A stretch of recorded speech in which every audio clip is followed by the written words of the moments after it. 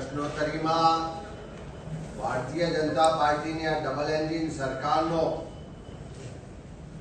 ચહેરો આજે ફરી એકવાર ખુલ્લો પડી ગયો છે કે ગરીબોના ઘરો પર બુલડોઝર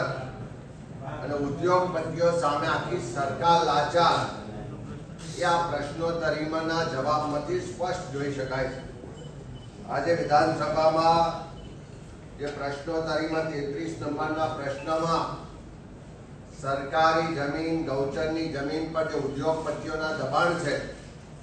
એ બાબતના પ્રશ્નના જવાબમાં જે સરકારે જવાબ આપ્યો છે કે હજીરા ખાતે Arcelor Mittal steel India company છે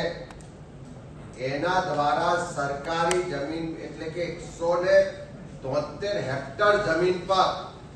દબાણ કરવામાં આવ્યું છે અને આ પહેલી વખત નહીં, છેલ્લા કેટલાય વર્ષોની વિધાનસભાની પ્રશ્નોત્તરી જોશો તો દર વખત સરકાર રેકોર્ડ પર મૂકે છે કે આ કંપની દ્વારા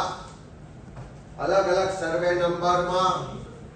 કેટલાય વર્ષોથી દબાણ કરવામાં આવ્યું છે અને કેટલા વર્ષોથી દબાણ એના પુરાવા પણ છે।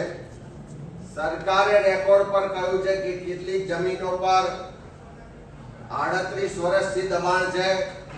કેટલીક જમીનો પર 36 વર્ષથી દબાણ છે, કેટલીક જમીનો પર 33 વર્ષથી દબાણ છે, 30 વર્ષથી દબાણ છે। એવી 173 હેક્ટર જમીન પર એક જ ઉદ્યોગપતિ એક જ કંપનીનું દબાણ છે। સરકાર માને પણ છે કે દબાણ છે પણ ખાલી કરાવી શકતી નથી, એના પર બુલડોઝર ચાલતું નથી। પણ ગઈકાલે રાજકોટમાં ગરીબોના ઘરો પર બુલડોઝર ચાલ્યું, એ પહેલા અમદાવાદમાં ઠાકોર સમાજના ઘરો હોય, રબારી સમાજના ઘરો હોય, દલિત સમાજના ઘરો હોય, બક્ષીબંધ સમાજના ઘરો હોય, લઘુમતી સમાજના ઘરો હોય, કે અંબાજીમાં બુલડોઝર ચાલે, વેરાવળ સોમનાથમાં બુલડોઝર ચાલે, દ્વારકામાં બુલડોઝર ચાલે, મંદિરો પર બુલડોઝર ચાલે, લોકોના ઘરો આશિયાના પર બુલડોઝર ચાલે। પણ આ ડબલ એન્જિનની સરકારમાં એટલી પણ હિંમત નથી કે 30 વર્ષ પછી પણ એક ઉદ્યોગપતિના એક કંપનીના દબાણ પર બુલડોઝર ચલાવી શકે। સબકા સાથ સબકા વિકાસની વાત થાય પણ સબકા સાથ લીધા પછી આ સરકાર ગરીબોનો વિનાશ કરી રહી છે। ઉદ્યોગપતિઓ સામે લાચારી જે રીતે આ સરકારની આ જવાબમાં દેખાય છે એનાથી સ્પષ્ટ થાય છે કે આ સરકાર ગરીબ વિરોધી સરકાર છે